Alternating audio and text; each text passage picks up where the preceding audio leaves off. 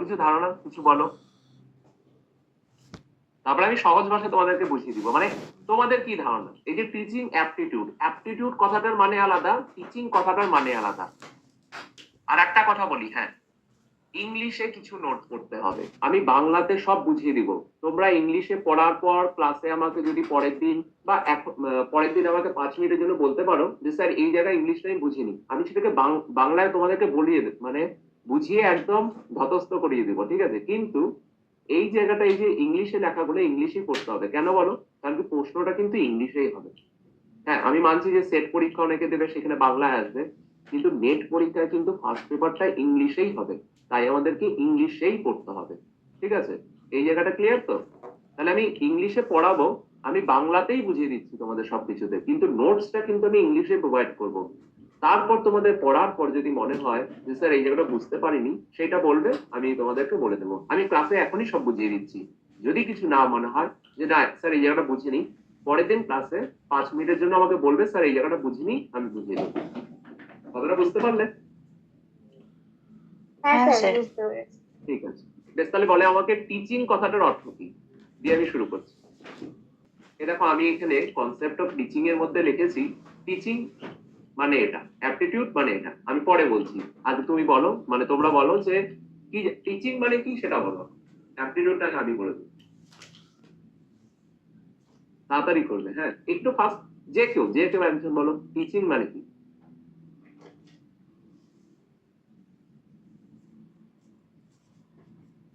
সাহস নেই? শিক্ষা দান করা।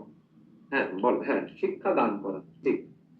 আচ্ছা, বেশ, এবার শুনে নাও টিচিং কথাটার অর্থ কি। দেখো এখানে লেখা আছে teaching is the constant sharing of knowledge and experience. অর্থাৎ পুরোটা বলে দিচ্ছি, which is usually organized within the discipline and more generally the provision of stimulus of the psychological and intellectual growth of person by another person। এই কথাটার অর্থ কি? দেখো, teaching কথার অর্থ একজন শিক্ষক, সে শিক্ষকও হতে পারে, নাও হতে পারে, বা কোনো প্রশিক্ষকও হতে পারে। ফার্স্টে বুঝে নাও, একজন শিক্ষক ছাত্রকে যা শেখায়। এবার একজন মা শিশুকে কথা বলানো শেখান, এটাও কিন্তু টিচিং হচ্ছে। তাহলে একজন শিক্ষক ছাত্রকে পড়াচ্ছে, কিছু শেখাচ্ছে, সেটাও টিচিং। যেটা বললে তুমি, কি একজন বললো যে শিক্ষাদান, তাহলে একজন শিক্ষক যেভাবে শিক্ষাদান করছে ছাত্রকে, একজন মা তার শিশুকে যেভাবে তার কি বলবো, যে মানে ছোটতে আমাদের মা আমাদেরকে কি শিখিয়েছিল, কথা বলা শিখিয়েছিল, সেটাও কিন্তু এক প্রকারের টিচিং। সেটা আমি একটু পরে তোমাদেরকে বোঝাবো। দেখো তোমরা দেখতে পাচ্ছ ফর্মাল আর ইনফর্মাল, এখান থেকে প্রচুর প্রশ্ন আগে হয়েছে, এখন হয় না, কিন্তু এই জন্য আমি তোমাদেরকে বলছি যে পুরো ধারণাটা ক্লিয়ার করতে হবে। দেখো, 3 নম্বর হচ্ছে একজন প্রশিক্ষক কাউকে কোনো কাজ করার পদ্ধতি শিখান।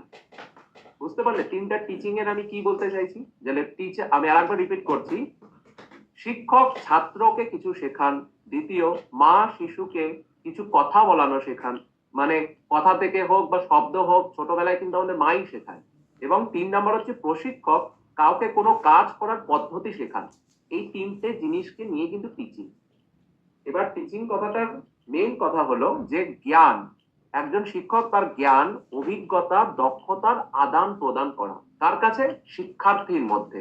তাহলে পরে এই এই কথাটা কিন্তু শুধু টিচিং কথাটার মানে কিন্তু তাহলে কি হলো, যে শুধু শিক্ষক নয় কিন্তু, আমার কথাটা বুঝতে পারছো তো? শুধু শিক্ষক নয়, একজন প্রশিক্ষকও দিতে পারে। প্রশিক্ষণ কথাটার মানে কি, যে ধরো নন ফর্মাল টিচিং এ কোনো কোচিং সেন্টার বা কোনো ট্রেনিং সেন্টারে, সেখানে তো শিক্ষক শুধু শিক্ষক রূপে নয়, শিক্ষক ছাড়াও হ্যান্ডস অন ট্রেনিং হয়, অনেকে অনেক কিছু হাতে কাজ শেখাচ্ছে, তাহলে তাদেরকে প্রশিক্ষক বলছি আমরা, শিক্ষক বলছি না।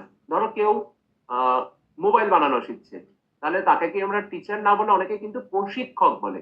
সেই কথাটা আমি বললাম। দেখবে আমি কথাগুলো যেগুলো বলছি একটু নোট ডাউন পারলে পরে করে নেবে বাংলাতে, দেখবে এই কথাগুলোই নেটে ঘুরে ফিরে আসবে। এই যে শিক্ষক, শিক্ষক মা শিশুকে শেখাচ্ছে, এটা কিন্তু কিছু জিনিস ইনফর্মাল, ফর্মাল, এটা আমি আসছি, কিন্তু এই তিনটে টার্ম মাথায় কিন্তু একদম গেঁথে নেবে। আমি যেগুলো বলবো একটু পারলে পরে যদি নোট করো তাহলে খুব ভালো হবে।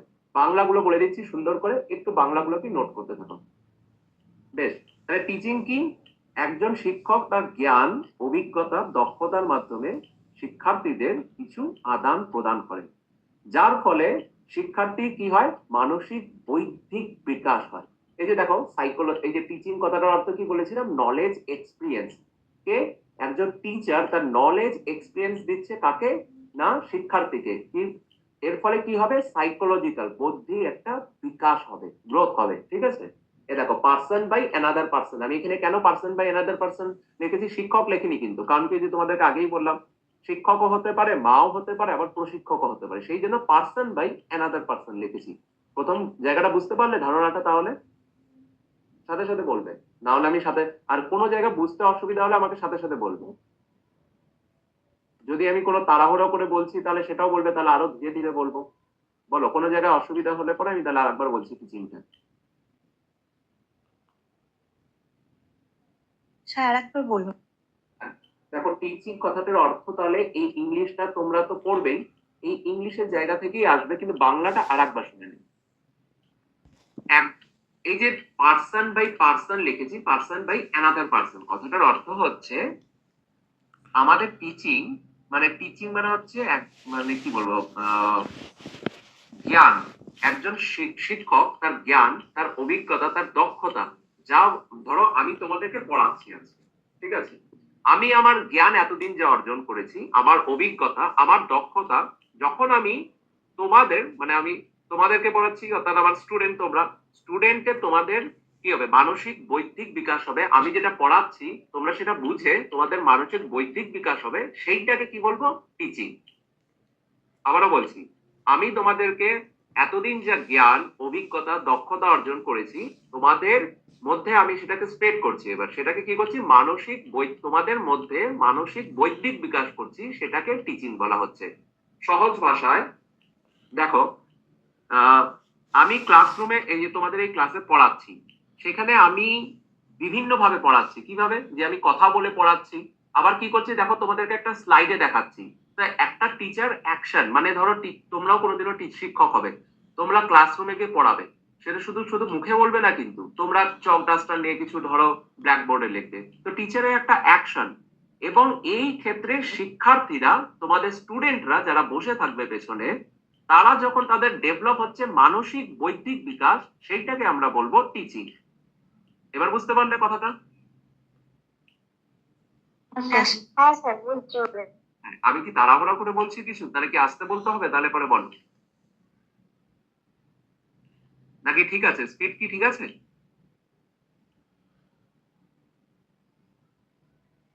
একটু বলো তাড়াতাড়ি। হ্যাঁ স্যার, ঠিক আছে। বেশ, তাহলে পরে টিচিং এর কথাটার অর্থ তোমরা জানতে পারলে। আর টিচিং কিন্তু তাহলে পরে শুধু পার্সন বাই অ্যানাদার পার্সন কারণ লেখাটার কারণ হচ্ছে কি, যে এখানে শিক্ষক শিক্ষার্থীকে শেখাচ্ছে, মা শিশুকে শেখাচ্ছে, এবং প্রশিক্ষক কাকে শেখাচ্ছে, কোনো কাজ করা কোনো শিক্ষার্থীকে শেখাচ্ছে। বুঝতে পারলে? এবং প্রশিক্ষক কেন সেটা আমি তোমাকে বলেছি। টার্ম গুলো ইউজ করবে, মানে মনে রাখবে, এই টার্ম গুলোই কিন্তু হচ্ছে একটা কি নোট, মানে তোমাদের কাছে একটা কি বলবো, একটা ভালো জায়গা হয়ে দাঁড়াবে। যখন নেটে যখন দেখবে প্রশ্নগুলো, এই টার্ম গুলো দিয়ে কিন্তু প্রশ্নটা আসবে তোমাদের। যাকে দেখো, এইবার এই টিচিংটা আমাদের কখন এফেক্টিভ হবে, আমি এই যে তোমাদেরকে পড়াচ্ছি, পড়ার পর তোমাদের মধ্যে এই যে বললাম না, বৌদ্ধিক বিকাশ, মানসিক বিকাশ হচ্ছে, এবং তোমাদের যখন কোনো বিহেভিয়ারাল চেঞ্জ আসবে। কিরকম চেঞ্জ, যে তোমরা পড়ে কোনো এই যে আমি পড়াচ্ছি, তোমরা এখানে কেন পড়তে এসছো, কারণ কি তোমরা নেট পাস করবে, তোমরা অ্যাসিস্ট্যান্ট প্রফেসরের দিকে যাবে।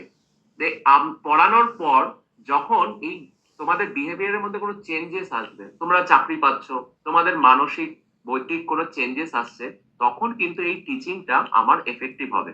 তার আগে কিন্তু টিচিংটা কোনো এফেক্টিভ আমার হবে না। ঠিক আছে, আমি পড়িয়ে গেলাম, আর তোমাদের মধ্যে কোনো বিহেভিয়ার চেঞ্জ আসলো না, তোমরা কোনো কিছু ধরো, যেটা বলছিলাম যে আমি পড়িয়ে যাচ্ছি, তোমাদের মধ্যে অনেকেই তোমরা পাস করতে পারছো না, তাহলে তো হবে না। তোমাদের মধ্যে যখন চেঞ্জেস আসবে, বৈদিক বিকাশ হবে, তখন সেটাকে আমরা কিন্তু টিচিং, কনসেপ্ট অফ টিচিং, এই কথাটার মধ্যে আমরা রাখতে পারবো।